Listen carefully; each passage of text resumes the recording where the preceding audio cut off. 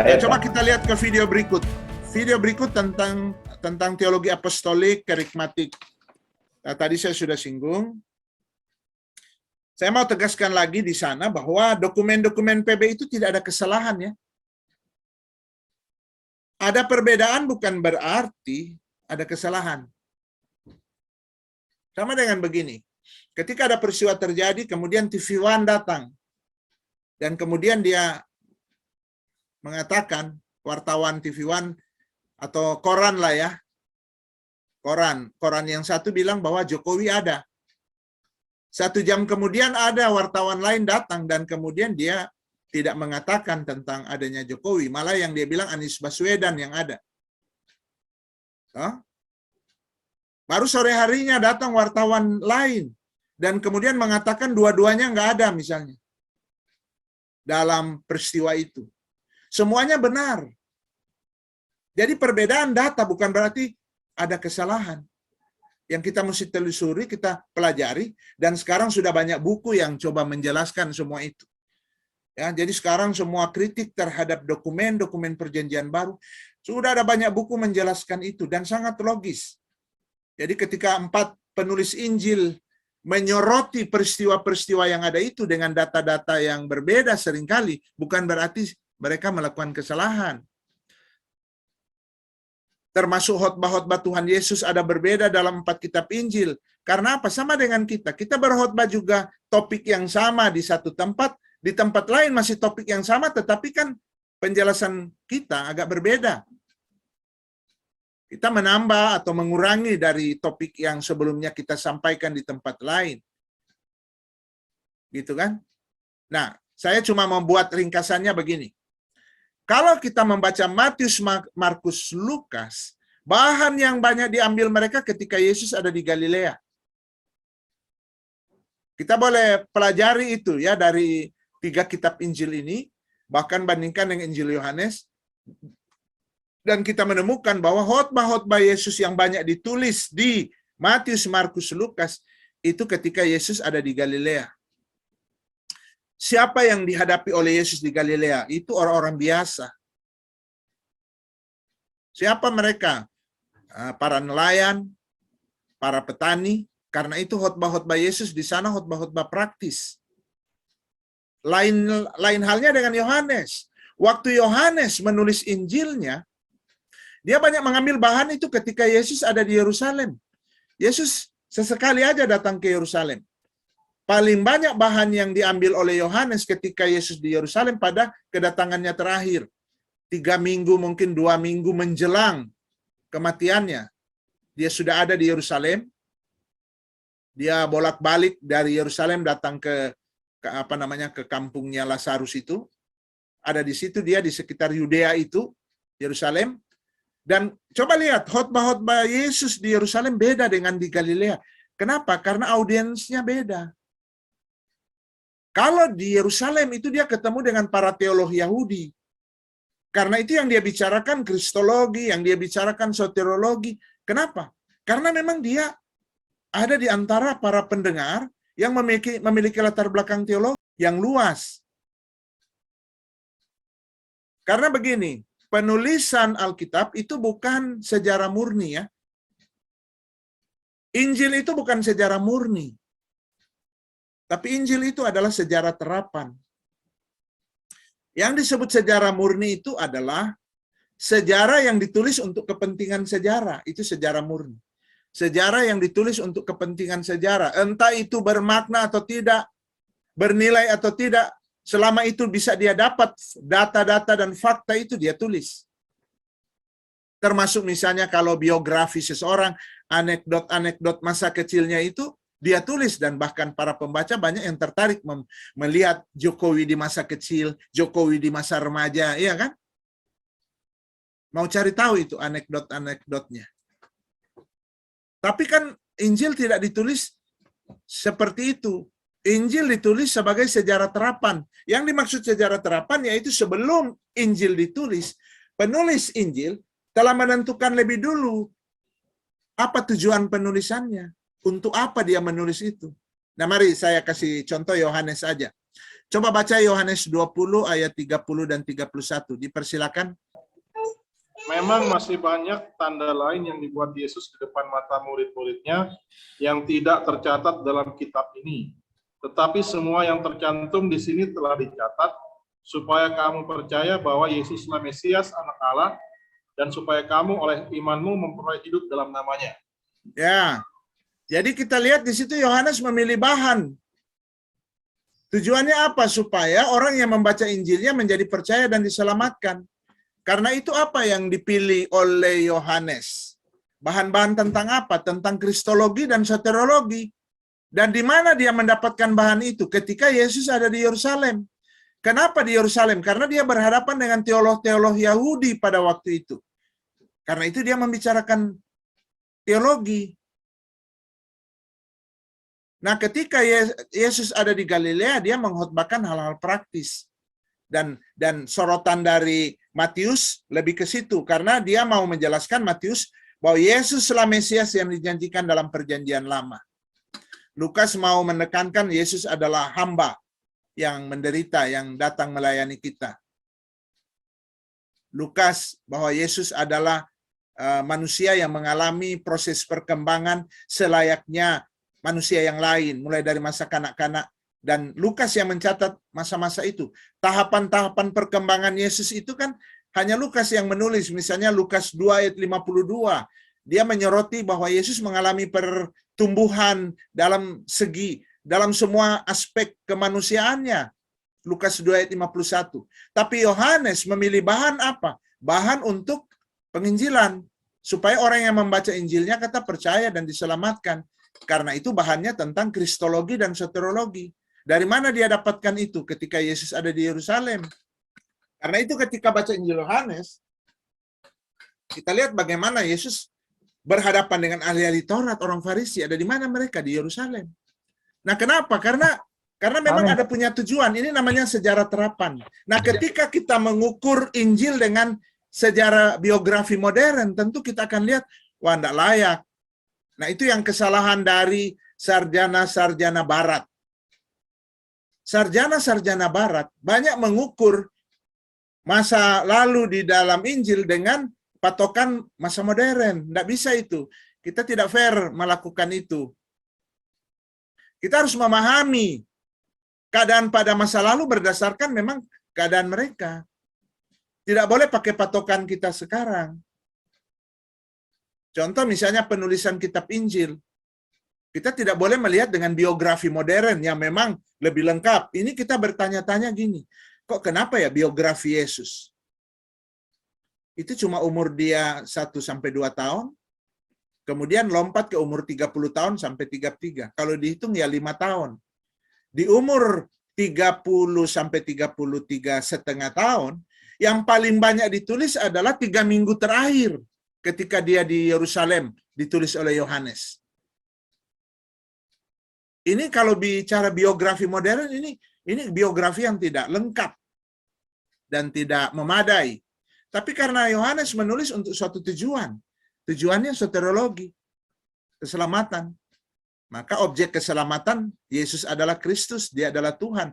Itulah kristologi. Nah, jadi mesti mempelajari memang latar belakang, ya, latar belakang seperti itu. Jadi adanya perbedaan bukan berarti itu menunjukkan adanya kesalahan. Gitu ya. Perbedaan-perbedaan dalam penulis Injil itu oleh karena ada berbagai faktor yang perlu kita pelajari lagi. Oke, silakan kalau ada pertanyaan. Pak, mau tanya, Pak. Silakan, Pak. Apakah tulisan naskah asli itu sudah ada pasalnya dan ayat-ayatnya, Pak? Dan bagaimana dengan judul-judul perikop gitu, Pak? Oh ya. Ya, jadi belum ya. Nanti abad ke-6 ada uskup siapa itu? Aduh, Dionysius siapa ya? Coba ulang cek lagi. Saya agak lupa ya, Dionysius kalau nggak salah uskup itu abad ke-6. Baru kemudian mencantumkan pasal dan ayat. Tapi lihat lagi. Saya lupa Dionysius. Oh ya, sorry. Kalau uskup Dionysius itu Dialah yang kemudian menentukan tahun Masehi. Tetapi pasal dan ayat itu nanti diisi kemudian demi untuk memudahkan kita belajar. Coba bayangkan kalau tidak ada pasal dan ayat kan. Tentu betapa repot sekali kita. Mau bilang paragraf di tengah, ya kita bingung mau bilang bagaimana untuk menunjukkan itu kepada jemaat. Ya, karena itu ada orang-orang yang kemudian berinisiatif mencantumkan pasal dan ayat. Oleh karena itu di dalam terjemahan King James bahasa Inggris ada berbeda dengan lain ya. Di Mazmur banyak itu perbedaan. Perbedaan pencantuman ayat. Jadi kalau di bahasa Inggris pembukaan Mazmur itu tidak masuk ayat, kalau di LAI mungkin sudah ayat itu. Jadi ada selisih satu ayat, tapi itu kan cuma dicantumkan. Tujuannya adalah demi memudahkan mempelajarinya. Kemudian topik-topik juga itu kan setiap penerjemah yang kemudian mencantumkan. Karena itu kan kita kebiasaan para pengkhotbah seringkali memberikan topik sendiri. Karena yang dia mau soroti mungkin hal yang berbeda. Bahkan topik yang diberi oleh LAI seringkali beda dengan King James atau NIV, berbeda. Itu cuma kita yang memasukkan. Untuk menolong sebenarnya. Menolong para pembaca, terutama para pembaca awam, supaya bisa tertolong dengan judul perikop, pasal dan ayat, untuk menolong kita semua.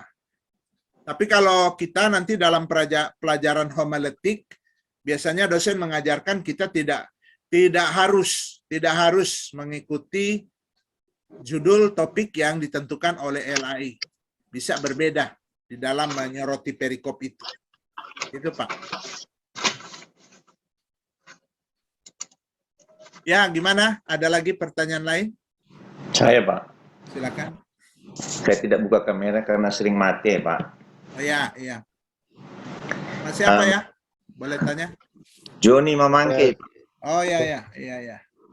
Saya pindahkan dulu ininya. Jadi kita ganti-gantian ini pindah. Iya, oke. Silakan Pak Joni. Ya, saya mau tanya Pak mengenai perempuan yang tidak boleh mengajar. Bagaimana pemahaman hermeneutika tentang statement ini? Paulus menulis, saya lupa di mana, Korintus ya? 1 Timotius 2, Pak. Oh, 1 Timotius. 1 Timotius 2. Nah, bisakah Bapak kasih pemahaman secara hermeneutika ini? Apakah ada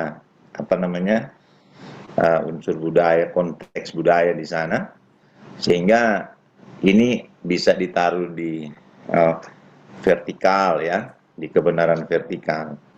Karena memang kita mendapati ada komunitas-komunitas Kristen yang memang melarang wanita untuk mengajar. Terima kasih, Pak. Terima kasih. Ya, ini sudah penerapan hermeneutik ya. Jadi sebenarnya di kelas kita belajar prinsip-prinsip hermeneutik. Penerapan silakan kita masing-masing. Nah, yang ditanya ini adalah penerapan. Prinsipnya saya kira semua kita setuju, ya. Tetapi penerapannya bisa berbeda. Penerapan bisa berbeda, tergantung bagaimana kita melihat baik latar belakang kitabnya, kemudian sebenarnya di hermeneutik belajar itu, tapi saya cuma memberi komentar sedikit. Kebetulan saya juga memegang mata kuliah hermeneutik, mungkin pada gelombang kedua atau pada semester kedua, kita akan masuk juga soal itu. Nah, di dalam 1 Timotius 2 ini, ayat 8 sampai 15, coba kita mulai dulu dari latar belakang sejarah. Timotius kan menggembalakan di Efesus ya.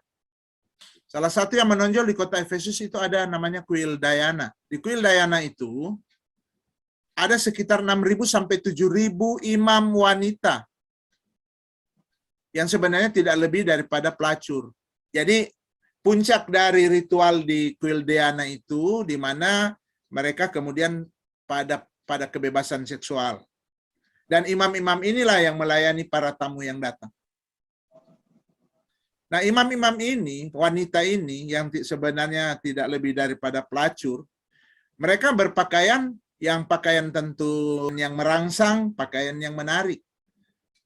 Dan waktu itu mode yang sangat ini itu mode berkepang-kepang, menggunakan perhiasan-perhiasan, pakaian yang tidak pantas dan sebagainya. Itu latar belakang apa yang ada di kota Efesus, tempat dari Timotius melayani. Itu menjadi latar belakang ketika nasihat ini. Jadi kekristenan itu harus selektif dengan budaya yang ada. Mana yang dapat diterima, mana yang enggak. Kemudian harus memperhatikan prinsip. Nah, kalau kita lihat di sini, di dalam ayat 8, ini kaitan dengan budaya berdoa kalangan Yahudi, yaitu menadahkan tangan, dan cuma laki-laki yang disebut. Jadi jangan heran kok kenapa wanita jangan kecil hati ya. Kok wanita tidak ada di sana disebutkan? Karena memang budaya pada waktu itu laki-laki imam dan hanya laki-laki yang wajib sholat, gitu ya, wajib sholat, gitu. Karena mereka memang sholat juga modelnya. Kemudian prinsipnya kalau di ayat 8 itu kan, yaitu mereka datang menghadap Tuhan harus dengan kehidupan yang suci, gitu. Itu ayat 8. Kemudian ayat 9 di situ Paulus menyoroti tentang kehidupan wanita Kristen yang sudah diselamatkan, ada di dalam gereja. Bisa aja mungkin dari sebagian imam diinjili dan mereka bertobat, atau wanita biasa yang bukan imam, kalangan imam-imam, tetapi meniru mode yang ada pada waktu itu. Sehingga Paulus menilai pakaian mereka itu tidak pantas, tidak sopan. Dan dia menyebut detail-detailnya, yaitu rambut berkepang-kepang, memakai emas, mutiara, ataupun pakaian yang mahal. Dan itu adalah dandanan yang tidak pantas dan tidak sopan. Dan tidak sederhana.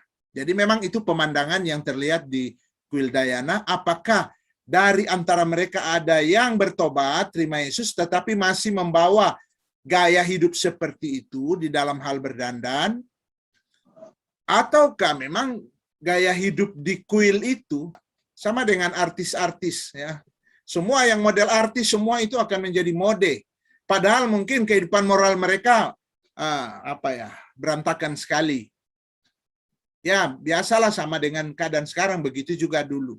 Nah, Paulus melihat ini dan dia berusaha untuk coba orang-orang Kristen di sana lebih selektif melihat budaya-budaya yang mereka bisa ikuti. Alasannya hanya karena tidak sopan, tidak pantas sebagai anak-anak Tuhan. Kalau Advent di masa dulu, nggak tahu sekarang, mereka memang nggak boleh pakai emas, cincin, karena ada ayat ini, gitu ya. Kemudian ada senior saya itu, dan mungkin ada yang kenal di sini, kemudian menerapkan ayat ini, kalau doa mesti menadahkan tangan. Kalau kita nggak begini, kata Tuhan nggak terima, nggak sah, karena ada ayat ini.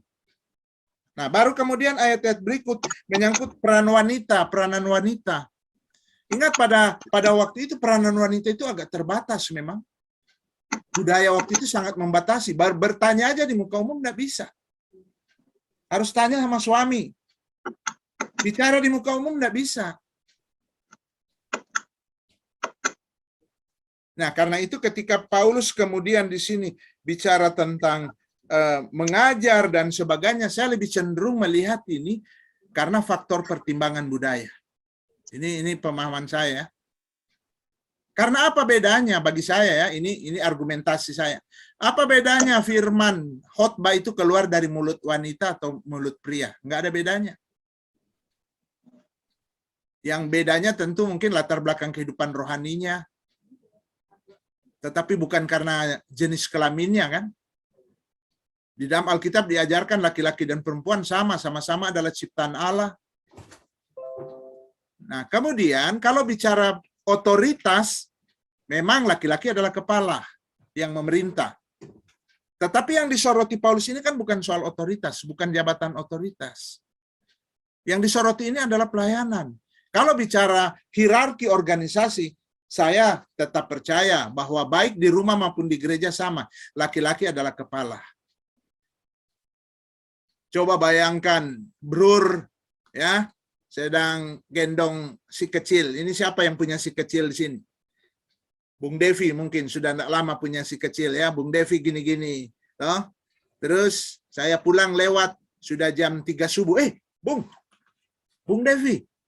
Ini Bung Devi dulu pelayanan dengan saya di Jakarta. Kenapa Bung? Anak ini kok rewel ya? Iya ya. Ini mungkin dia mau minta susu ya. Mau menetek dia, netek ini. Waduh, mamanya nggak ada. Di mana? Sedang rapat majelis itu. Toh?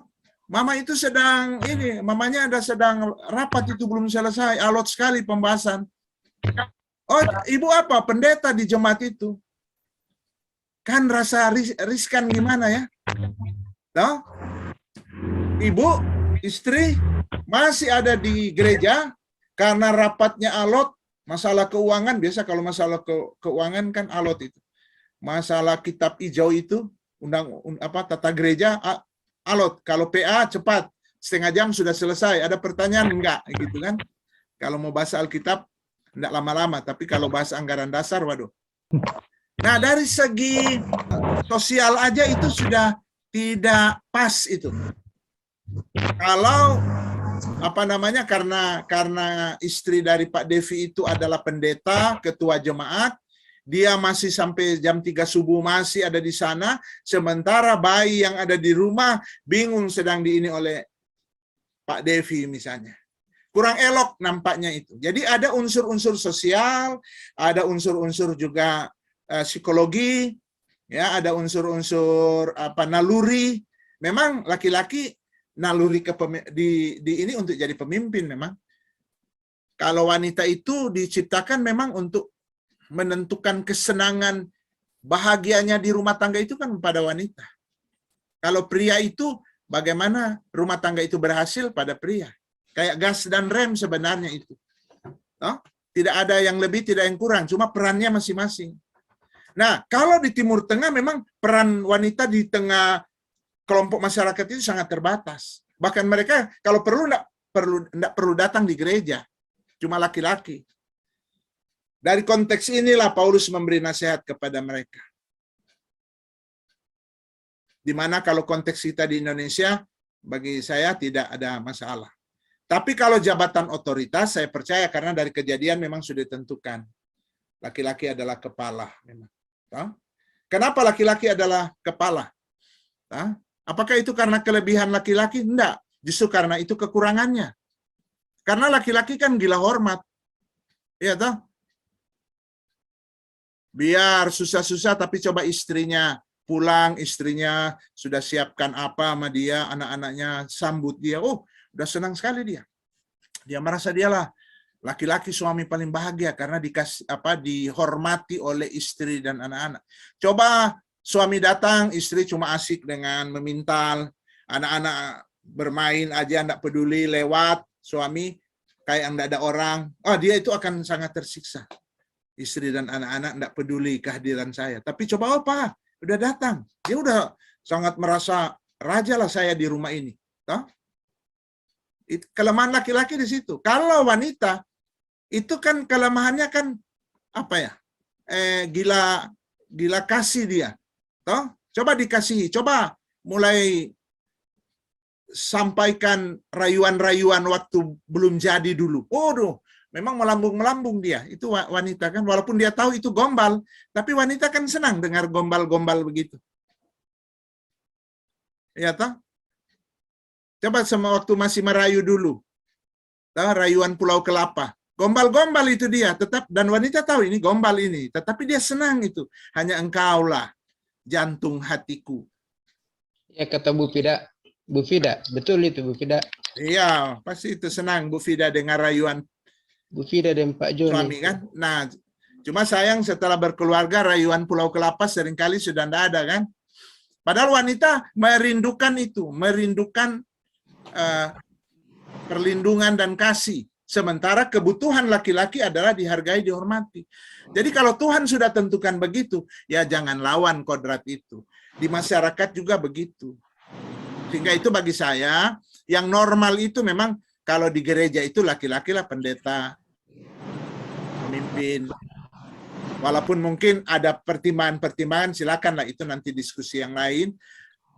Tetapi Kalau bicara pelayanan, tidak ada bedanya laki-laki dan perempuan. Dan bagi saya, khotbah mengajar itu pelayanan. Itu bukan jabatan organisasi, bukan bicara otoritas. Tapi itu pendapat saya ya. Nanti kita belajar hermeneutik dan silakan Bapak Ibu mempertimbangkan soal itu. Oke ya? Masih ada waktu lagi, silakan kalau ada pertanyaan. Boleh saya net? Boleh saya bertanya, Apa Pak? tadi, Pak? Siapa ya? Andres ya? Ya. Pak Andres dulu. Ya, Ya, baru nanti berikut. Terima kasih buat kesempatan. Saya setuju sekali dengan statement tadi, benar mengatakan bahwa jangan sampai kita habis berdebat hanya kepada hal-hal yang praktis, karena itu nanti tidak ada gunanya. Tapi saya melihat di dalam Alkitab kan ada dua kebenaran. Kebenaran secara horizontal, yang bisa dikatakan bahwa kebenaran itu mungkin tidak pernah berubah. Dia konstan, dulu, sekarang, dan bahkan di masa-masa yang akan datang, dia tidak pernah berubah. Saya pikir setuju bahwa kebenaran itu tidak bisa berubah. Yang kedua, kebenaran secara vertikal. Nah, kebenaran secara vertikal ini kan bisa berubah. Nah, itu berkaitan dengan masa apa, terus aturan-aturan yang ada pada masa itu. Terus berkaitan juga dengan kehidupan praktis, mana yang boleh dan mana yang juga tidak boleh. Tapi kalau ditinjau dari segi kebudayaan, seringkali budaya itu bertentangan bukan hanya kepada hal praktis, tapi juga kepada hal-hal yang bersifat horizontal atau mayor. Begitu. Nah, jadi saya punya pertanyaan, bagaimana iman Kristen menyikapi hal tersebut? Karena tanpa disangkali mungkin hal-hal yang praktis atau hal-hal minor itu yang menjadi warna atau ciri khas dari lembaga atau dari pribadi tersebut. Contoh misalnya tentang baptisan tadi yang sementara disebutkan, terus tentang wanita bisa berbicara atau tidak berbicara, terus ada lagi yang mengatakan bahasa roh. Kalau kita tinjau dari segi horizontal, kebenaran secara horizontal itu kan hal-hal yang sudah seharusnya itu berlaku di dalam kebenaran yang secara vertikal. Tapi justru orang masih pegang itu karena itu dianggap seperti warna tersendiri. Nah, bagaimana cara iman Kristen mungkin bisa menyikapi? Terima kasih.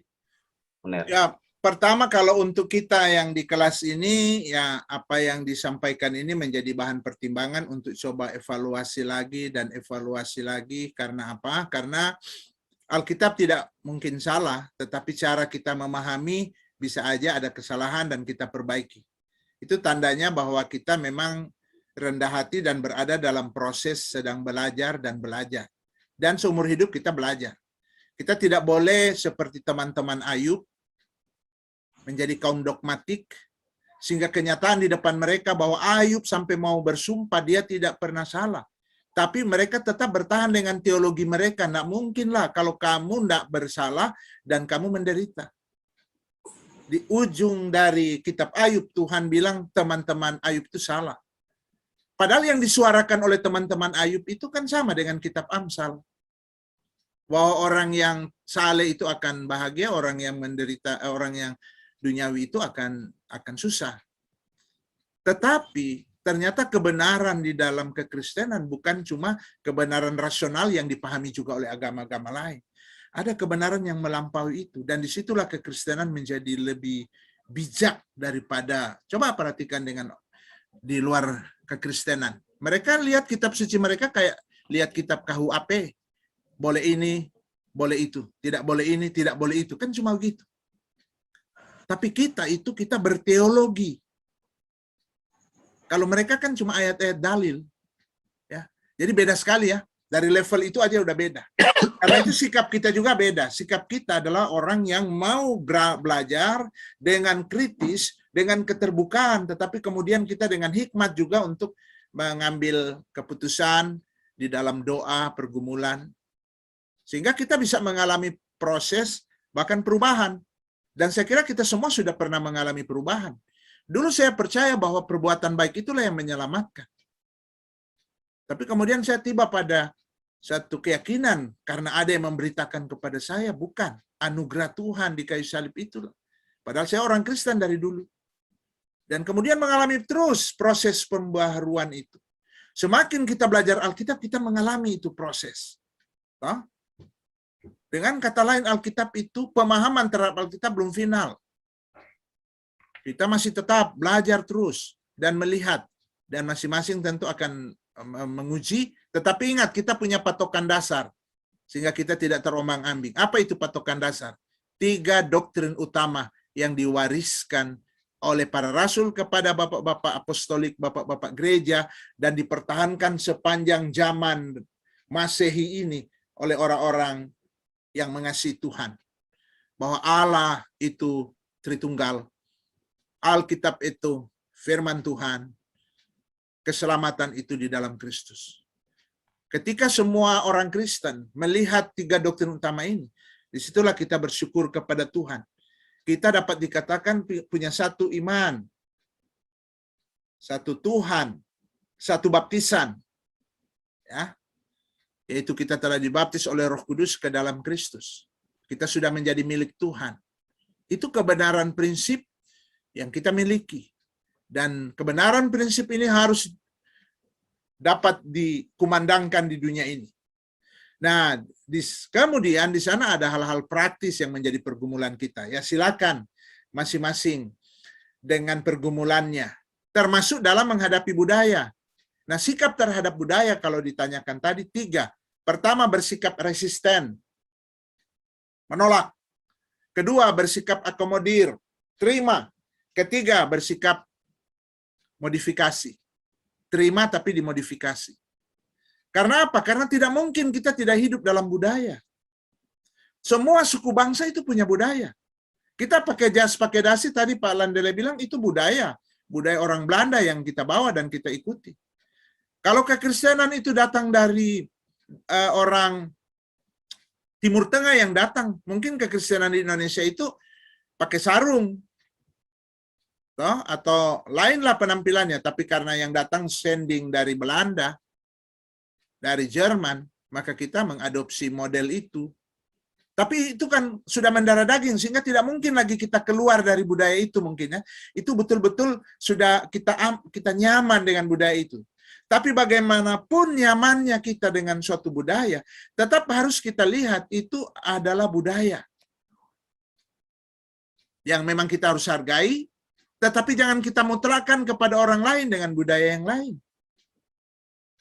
Nah, jadi sikap terhadap budaya itu kita tidak boleh langsung saja tolak atau langsung aja terima semua, tapi lebih selektif kita, lebih selektif.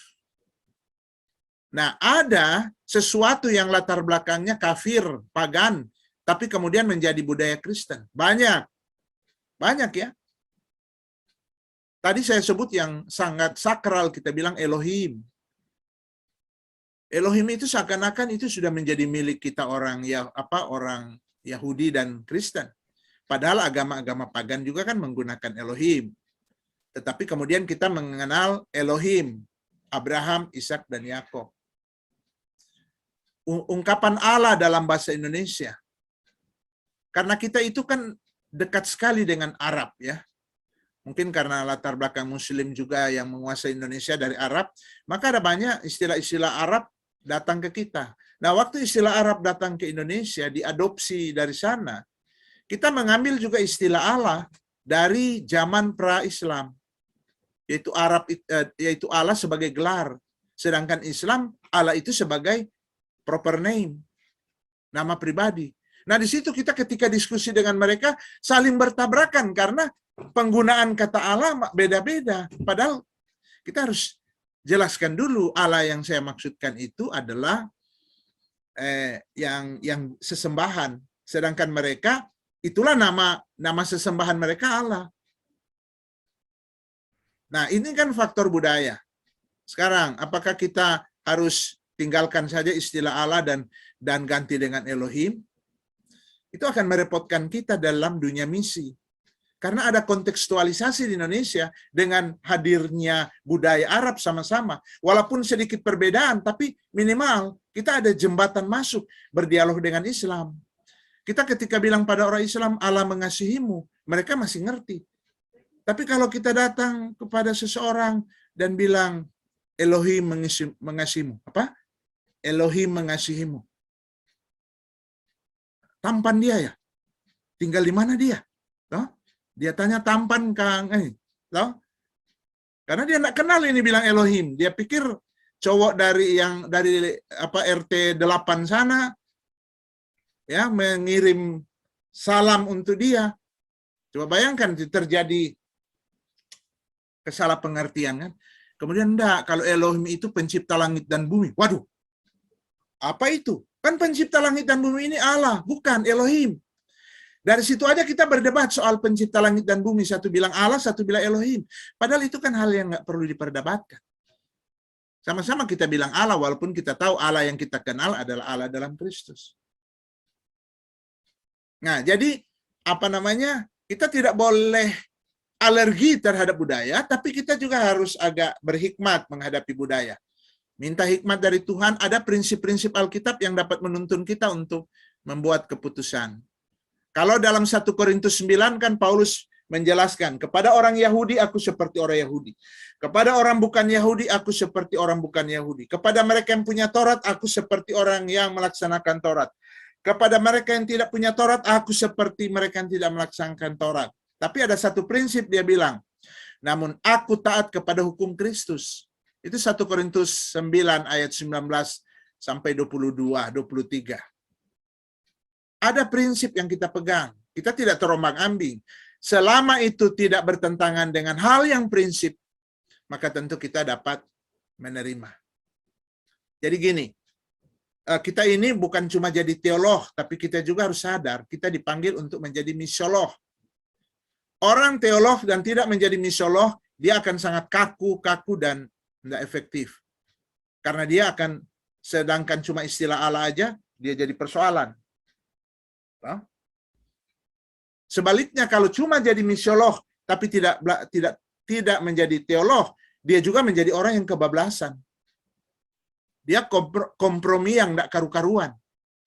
Nah, kita harus jadi teolog sekaligus misiolog seperti siapa? Seperti Paulus.